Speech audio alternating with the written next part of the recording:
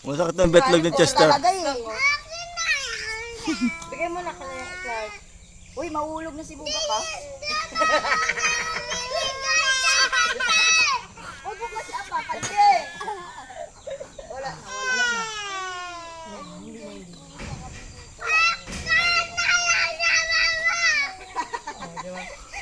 Okay, silang ito. Bakit ka naninipa?